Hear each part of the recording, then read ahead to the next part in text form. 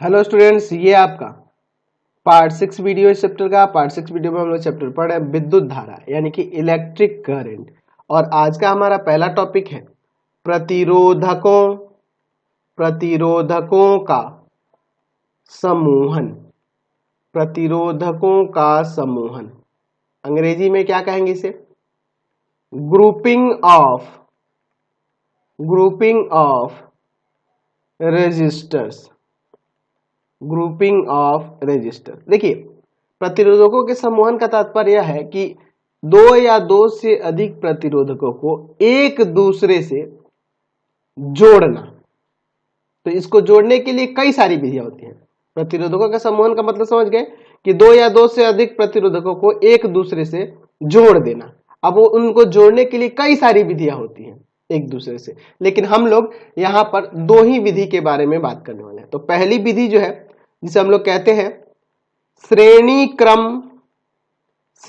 क्रम समूहन, ठीक है, अंग्रेजी में इसे कहते हैं सीरीज ग्रुपिंग। और दूसरा जो होता है वह होता है समांतर क्रम, या एक और नाम से इसे जानते हैं पार्श्व क्रम समूहन। अंग्रेजी में क्या कहेंगे? पैरेलल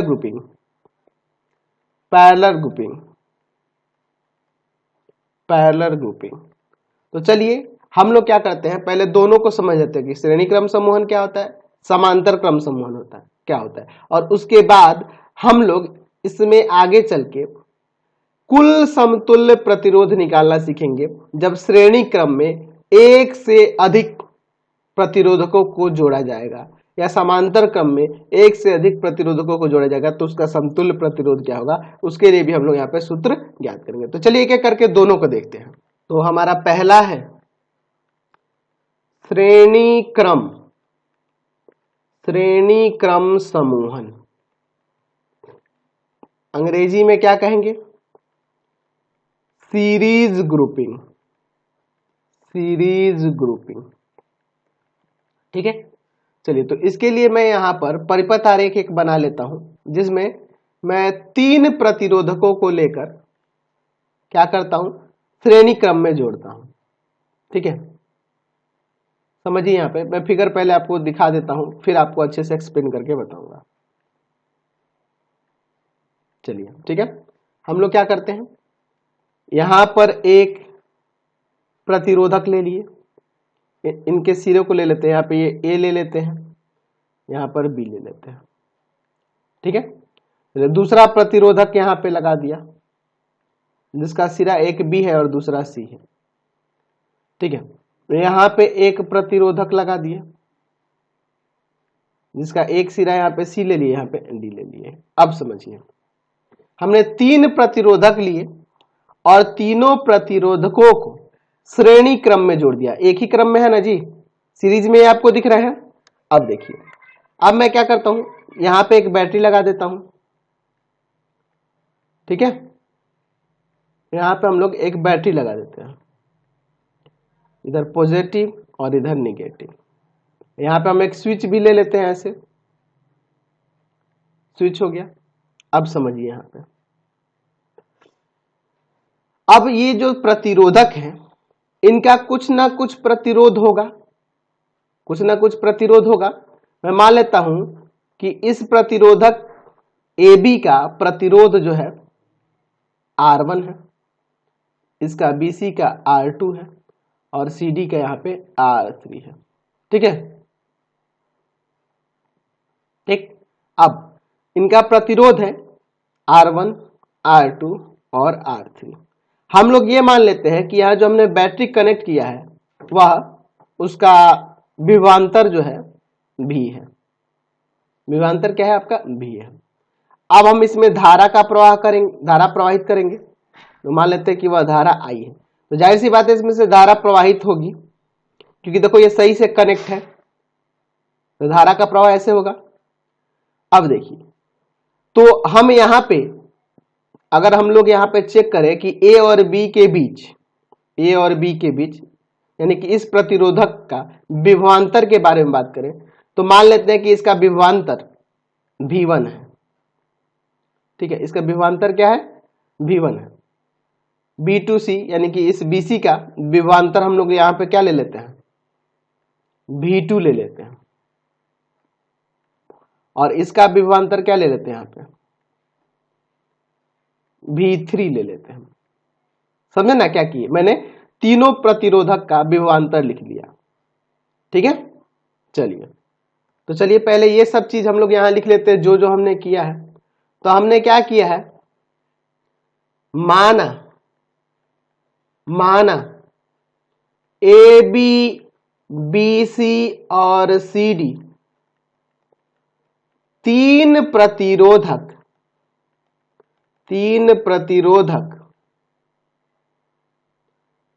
जिनके प्रतिरोध क्रमशः R1, R2 और R3 हैं। श्रेणी क्रम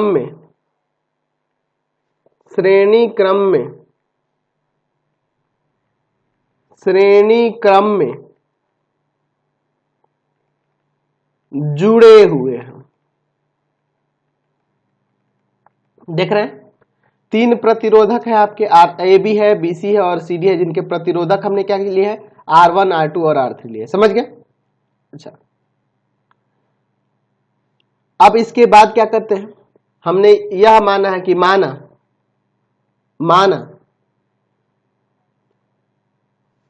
तीनों प्रतिरोधक में जो धारा प्रवाहित हो रही है वह क्या है? I है। माना तीनों प्रतिरोधकों से धारा I प्रवाहित हो रही है और तीनों प्रतिरोधकों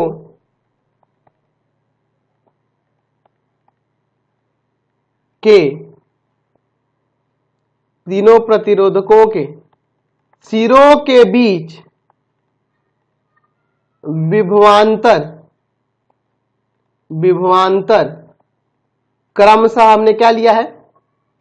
V1, V2 और V3 है। V1, V2 और V3 है। अच्छा, यहाँ पे इसमें इसका विभवांतर V1 है, इसका V2 है और इसका V3 है। तो यहाँ हम लोग देख रहे हैं कि कुल विभवांतर भी है। ये बैटरी 9 वोल्ट, ये आपका बैटरी का विभवांतर देख रहे हैं भी है।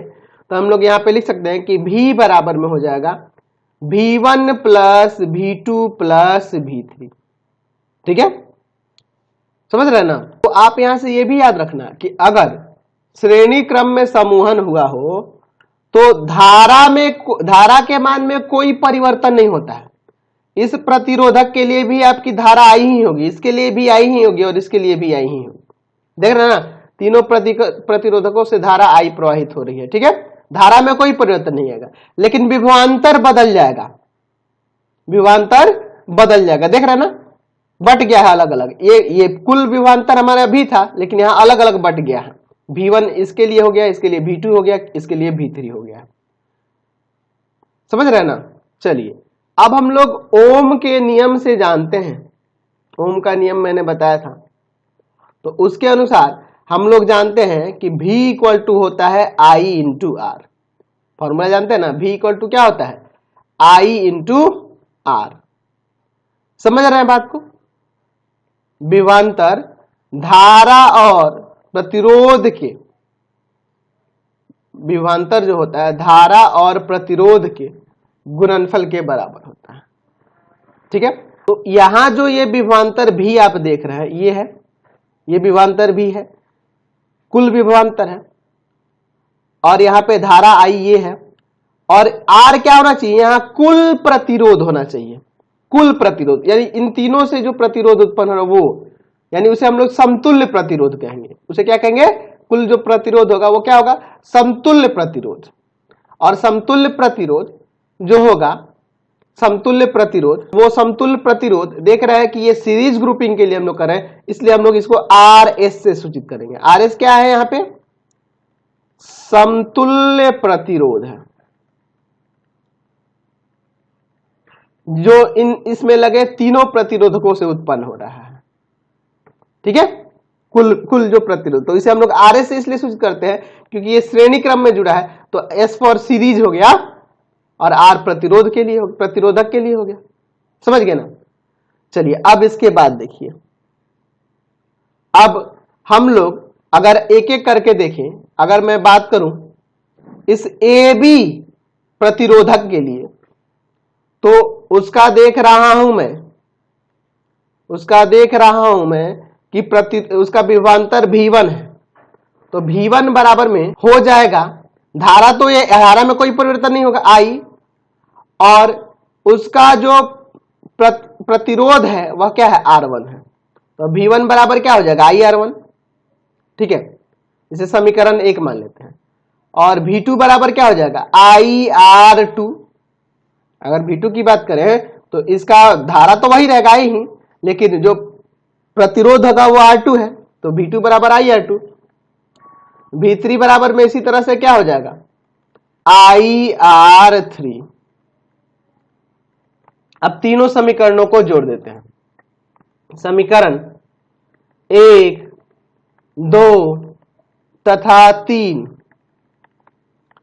को जोड़ने पर देखिए, जोड़ने पर क्या होता है, तो यहां जोड़ेंगे तो V1 plus V2 plus V3 बराबर में IR1 plus IR2 plus IR3 हो जाएगा। कोई दिक्कत नहीं है इसमें। देखिए V1 plus V2 plus V3, इन तीनों का योग V के बराबर है, देख रहे हैं ना, और बराबर में इधर से I कॉमन कर सकते हैं ना, यहाँ पे R1 plus R2 plus R3 हो जाएगा। यह आएगा भाग में, तो यहाँ पे हो जाएगा V बटा में I इक्वल टू में R1 plus R2 plus R3। ठीक है, तो V बटा I आप यहां से देखो, यहां से V बटा I किसके बराबर होगा? RS के, कुल समतुल्य प्रतिरोध के। यहाँ RS बराबर में लिख सकते हैं R1 plus R2 plus R3। यानी कहने का मतलब यह हुआ कि अगर श्रेणी क्रम में 2 या 2 से अधिक जितने भी प्रतिरोधक जुड़े होंगे, उनके प्रतिरोधों का योग, उनके अलग अलग प्रतिरोधों का योग जो होगा, उनके प्रतिरोधकों के प्रतिरोधों का योग जो होगा वही समतुल्य प्रतिरोध हो जाएगा। तो हम लोग यहां पे लिख सकते हैं, यहां लिख सकते हैं कि श्रेणी क्रम में जुड़े हुए प्रतिरोधकों का समतुल्य प्रतिरोध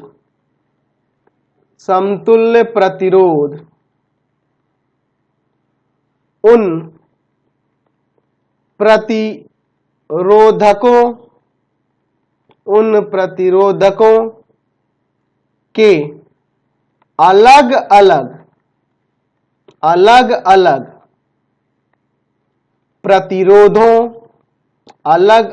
प्रतिरोधों के योग के बराबर होता है। यही ना हमें पता चला यहां से। अब जरूरी है कि 3 ही जुड़ा हो तो इतना होगा। ठीक है, आप जितना भी जोड़ लो उसमें प्रतिरोधक, अगर 5 जुड़े हैं तो पांचों का प्रतिरोध हम लोग जोड़ लेंगे तो समतुल्य प्रतिरोध निकल जाएगा। 10 जुड़ा है तो 10 का अलग अलग जो प्रतिरोध होगा उनको जोड़ लेंगे तो हमारा समतुल्य प्रतिरोध आ जाएगा। समझ गए ना बात को? क्लियर हो गया? चलिए अब देखते हैं अगले समूहन की ओर। तो अगला हमारा दूसरा क्या है जी? समांतर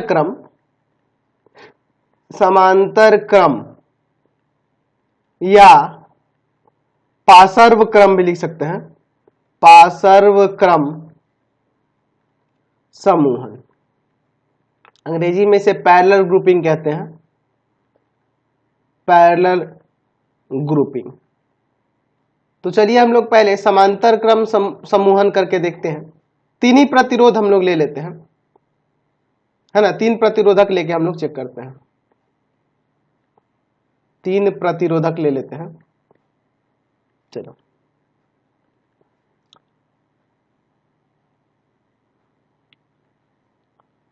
ठीक है। अब देखो मैं क्या करता हूं, यहां से इस तरह से ले लेते हैं,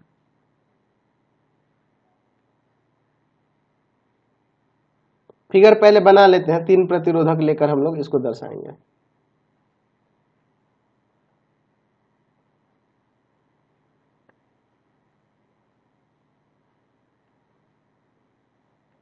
तो जी बहुत ही अच्छा चैप्टर है, बहुत ही इंटरेस्टिंग, आपको भी बहुत अच्छा लग रहा होगा। चलिए यहाँ पे हम लोग एक प्रतिरोधक ले लिए, दूसरा प्रतिरोधक यहाँ पे ले लिए है, ये वाला, ठीक है। चलिए, और एक यहाँ पे ले लिए हैं, 3 प्रतिरोधक हो गए, और इनके सिरे हम लोग ये ले लेते हैं, ठीक है। कहने का मतलब कि ये आपका प्रतिरोधक यहाँ से यहाँ तक है, ये दूसरा है, और ये पूरा तीसरा है, और इनका सिरा यहाँ पे एक ए ले लेते हैं और दूसरा बी ले लेते हैं। अच्छा, हम लोग देख रहे हैं कि तीनों प्रतिरोधक का सिरा समान है, तो जाहिर सी बात है इनके तीनों के विभवांतर भी समान होंगे, विभवांतर में कोई अंतर नहीं आएगा, ठीक है।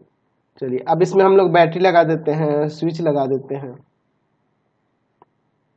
चलिए यहाँ पे हम लोग एक बैटरी ले लेते हैं, ठीक है। इसका विभवांतर मान लेते हैं कि भी है, और यहाँ पे हम एक स्विच कनेक्ट कर देते हैं। तो जाहिर सी बात है अब इसमें धारा का प्रवाह होगा, और वह धारा आई है, लेकिन यह धारा जब आगे जाएगी, आगे यहां से जाएगी, तो ये तीन प्रतिरोधकों के साथ एक साथ गुजरेगी, तो यहां धारा हमारी बट जाएगी। तो यहां पर इसमें हम लोग मान लेते हैं कि धारा जो प्रवाहित हो रही है वह I1 है, इसमें जो धारा प्रवाहित हो रही है I2 है, और इसमें जो धारा प्रवाहित हो रही है वह क्या है, I3 है। क्योंकि देख रहे हैं ना, यहाँ आगे चल के ये 3 अलग अलग प्रतिरोधकों से गुजरेगी, तो धारा बट जाएगी ना जी। तो इसका I1 मान लेते हैं, इसका I2 और इसका I3 मान लेते हैं। अब वो डिपेंड करता है इनके प्रतिरोधों के ऊपर, इन प्रतिरोधकों के प्रतिरोध के ऊपर। तो मैं मान लेता हूं कि इसका प्रतिरोध R1 है, इसका आपका प्रतिरोध R2 है, और इसका प्रतिरोध जो है R3 है। इस प्रतिरोधक का प्रतिरोध क्या है, R3 है, ठीक है। तो चलिए अब इन चीजों को हम लोग पहले लिख लेते हैं। तो हमने क्या किया है, माना 3 प्रतिरोधक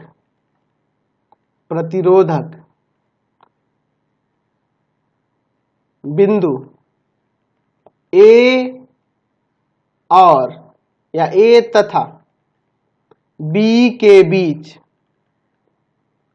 स्थित है ना। यानी कि इनका सिरा ए हुआ और एक बी हुआ, तीनों के लिए वही समान सिरा ही हो रहा है, ठीक है। जिनके प्रतिरोध क्रमशः क्या है जी, R1 R2 तथा R3 हैं। कैसे जुड़े हैं, तो यहां पे लिख सकते हैं समांतर क्रम में जुड़े हैं, समांतर क्रम में जुड़े हुए हैं, ठीक है। देख रहे हैं ना, एक दूसरे के समांतर है, ठीक है। चलिए अब इसके बाद हमने क्या माना जो बैटरी है, बैटरी द्वारा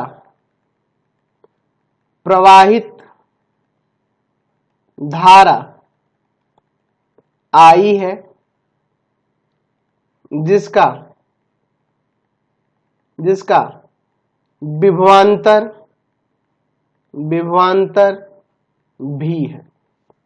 भी है। तो जाहिर सी बात है ये 3 प्रतिरोधक का यहां देख रहे हैं सिरा समान ही हो रहा है, तो इनके विभवांतर नहीं बदलेंगे, इसका भी विभवांतर भी ही होगा, इसका भी ही होगा, इसका भी ही होगा, विभवांतर में कोई अंतर नहीं होगा। लेकिन यही धारा जो होगी अलग अलग हो जाएगी, धारा क्या हो जाएगी, अलग अलग। इसलिए मैंने I1 I2 I3 ले लिया। तो अब इसको भी लिख देते हैं कि माना तीनों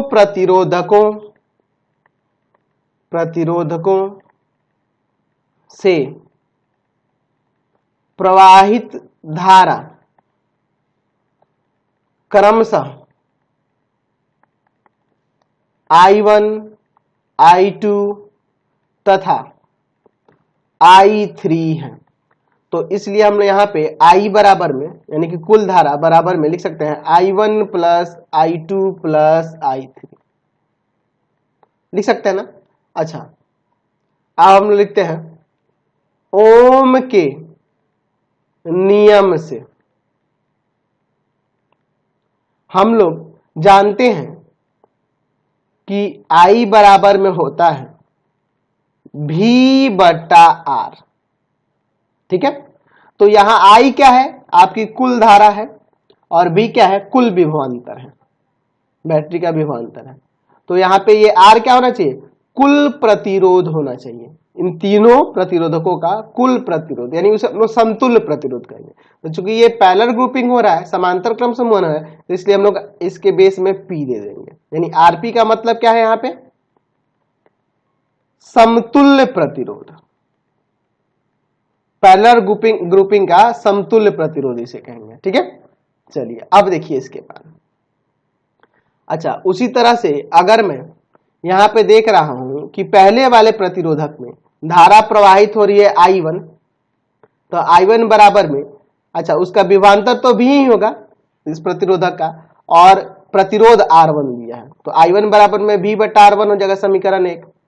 I2 बराबर यानी कि दूसरे वाले प्रतिरोधक में धारा प्रवाहित हो रही है I2 और उसका विभवांतर सेम ही रहेगा, V ही रहेगा, और प्रतिरोध जो है वो R2 है, ये समीकरण 2 हो जाएगा। उसी तरह I3 बराबर में हम लोग लिख सकते हैं, I3 बराबर में क्या लिख सकते हैं, तो हो जाएगा V बटा में R3, ये समीकरण 3 हो जाएगा।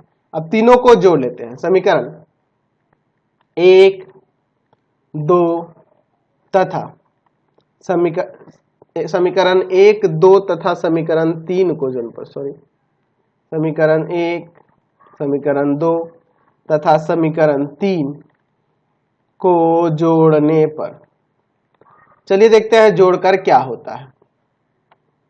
हम लोग अब यहां लिख सकते हैं I1 plus I2 plus I3 बराबर में V बटा R1 प्लस V बटा R2 प्लस V बटा में R3। चलिए अब इसके बाद हम लोग I1 plus I2 plus I3 की बात करते हैं, यह किसके बराबर है, कुल धारा के यानी I के।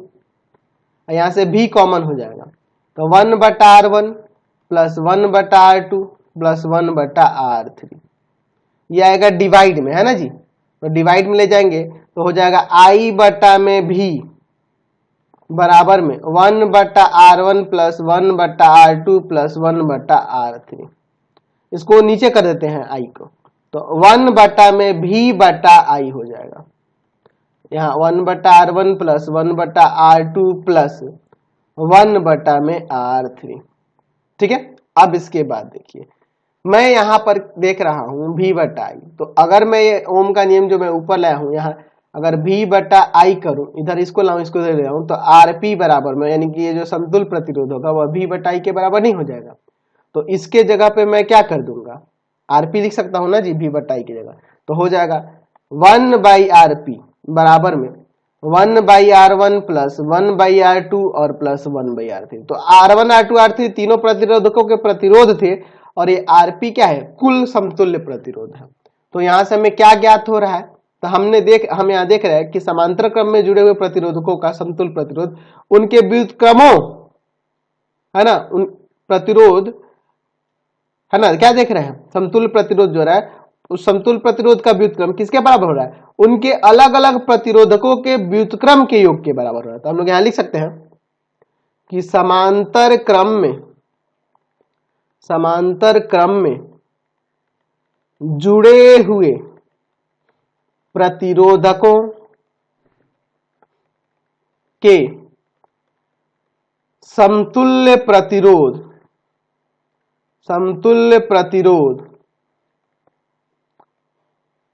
का व्युत्क्रम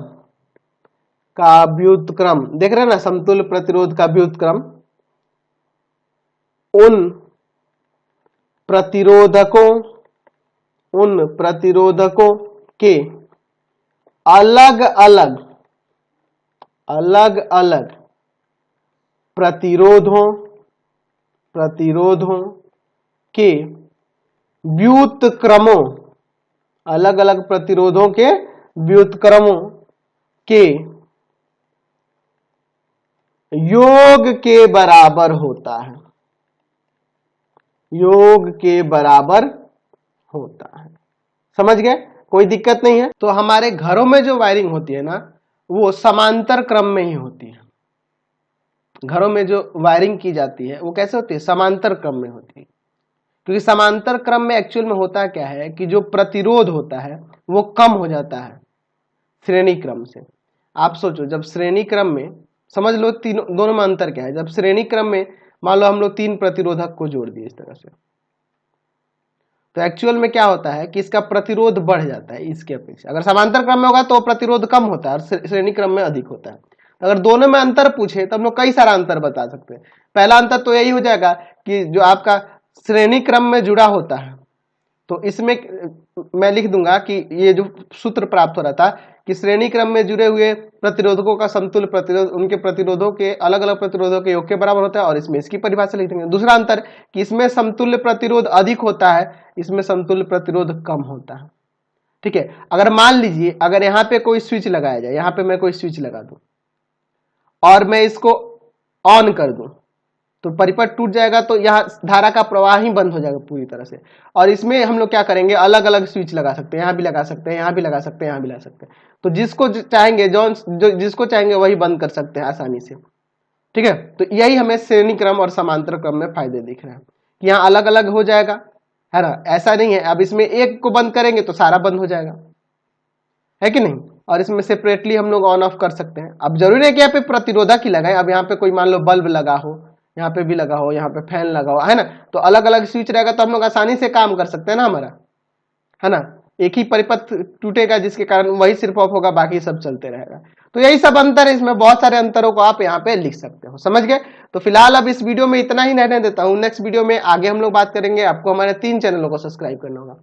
पहला है pathfinder classes Chhapra, pathfinder classes Chhapra. दूसरा है आपका भारती भवन रविकांत सर, रविकांत सर। और तीसरा है रविकांत सर के नाम से। तीनों चैनल को सब्सक्राइब कर लेंगे और इससे रिलेटेड वीडियो के लिए सीधे डिस्क्रिप्शन में जाएंगे और इससे रिलेटेड नोट्स के लिए गूगल पे जाकर सर्च करेंगे www.ravikantsir.in और यहाँ पर जाकर आप सभी क्लासेस के नोट्स और उसके पीडीएफ को डाउनलोड कर सकते हैं और पढ़ भी सकते हैं। तो जल्दी से जाके गूगल पे सर्च करिए www.ravikantsir.in।